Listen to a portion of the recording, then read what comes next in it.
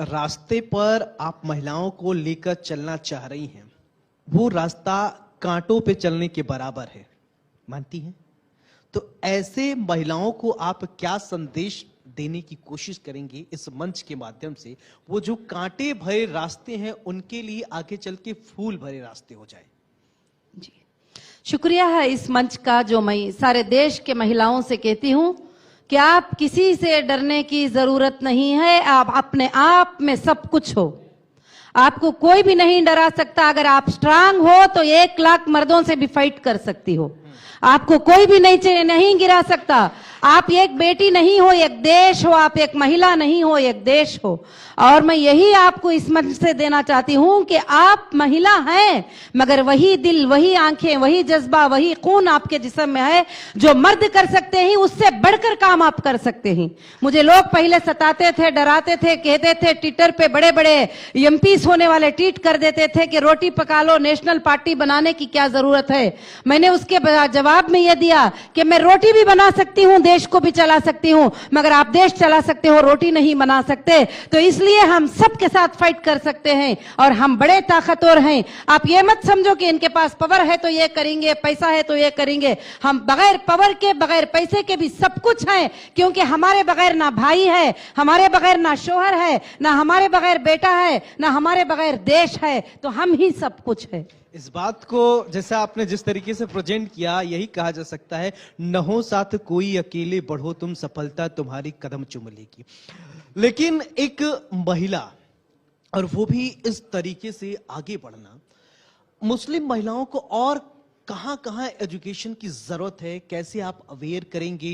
क्योंकि छोटा तबका नहीं है, बहुत ज्यादा और बहुत कॉम्प्लिकेटेड मानसिकता के लोगों से लड़ते हुए आपको वहां से निकालना है लोगों को और समाज के मुख्य धारा से जोड़ना है।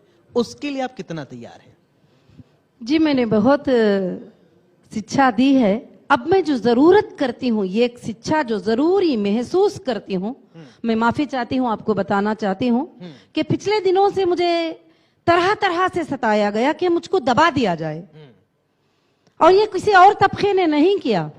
हमारे जो मुस्लिम फेस कहलाते हैं, जो पार्लियामेंट्स में खड़े होते हैं, मैं नाम जिक्र नहीं करना चाहती, उनको बहुत डर लग गया कि मुस्लिम महिला अगर आगे आ गई तो क्या होता है, तो मुझे लीगल में फंसाया गया। आप साहब का जिक्र नहीं कर रही हैं, आप हैदराबाद से आती हैं जी, तो बोल दीजिए ना। जी जी जी, उन बहुत कोशिश किए गए और छोटे झूठे FIR किए गए और मुझे दबाने की कोशिश, मेरे फेस को नहीं लाने की कोशिश, बहुत सारे कोशिशें किए।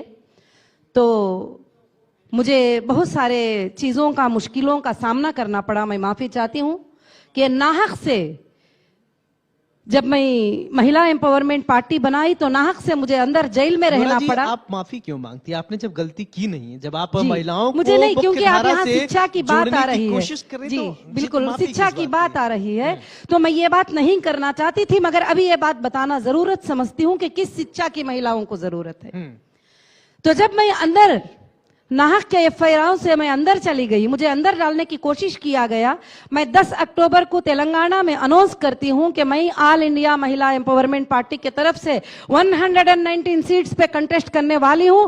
तो मैं 14 अक्टूबर को अरेस्ट हो जाती हूं, सिर्फ 3 दिन के अंदर। तो मुझे पता नहीं था FIR किसको कहते हैं, PC किसको कहते हैं, GC किसको कहते हैं, लीगल नॉलेज क्या है। तो फिर मैं अंदर जो है लॉ पढ़ना शुरू कर ली और मैं क्रिमिनल एक्ट्स पढ़ना शुरू कर ली, क्रिमिनल बुक्स पढ़ना शुरू कर ली।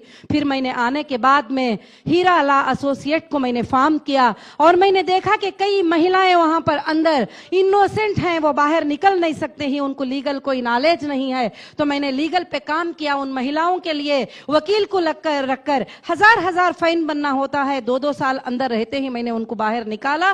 तो अब मैं जो शिक्षा की जरूरत महसूस करती हूँ देश के अंदर, जिस शिक्षा की कमी महसूस करती हूँ, वो लॉ की कमी महसूस करती हूँ। आज हमारे देश में जजेस की कमी है, इस वजह से करोड़ों के केस पेंडिंग पड़े हुए हैं। आज हमारे देश में लॉयर्स की कमी है, जिसमें हमारे बच्चों को लॉ की नॉलेज नहीं है। आज हमारे देश के हर बच्चे को जो है लॉ की नॉलेज देना जरूरी है, भले वो 1 क्लास क्यों ना हो, 5th क्यों ना हो, 6th क्यों ना हो। मैं चाहती हूँ सारे कॉलेजेस में 5 मिनट लॉ के लिए टाइम दे, उनको बता दे कि देश का लॉ क्या है और वो देश का, हिंदुस्तान का कॉन्स्टिट्यूशन क्या है। मैं इस पर जरूरी समझ गई। अब मैं डिजिटलाइज वाइज हर महिला को यह शिक्षा देना बिल्कुल, चाहती आप हूं। महिलाओं को यही संदेश देना चाहती हैं, वक्त बर्बाद करने वाले को वक्त बर्बाद करके छोड़ेगा, हालातों पे छोड़ने वालों को हालात ही न छोड़ेगा। इसलिए घर से निकलिए, आगे बढ़िए और मजबूती से, दृढ़ इच्छा शक्ति से अगर आप आगे बढ़ेंगे तो आप सफलता जरूर।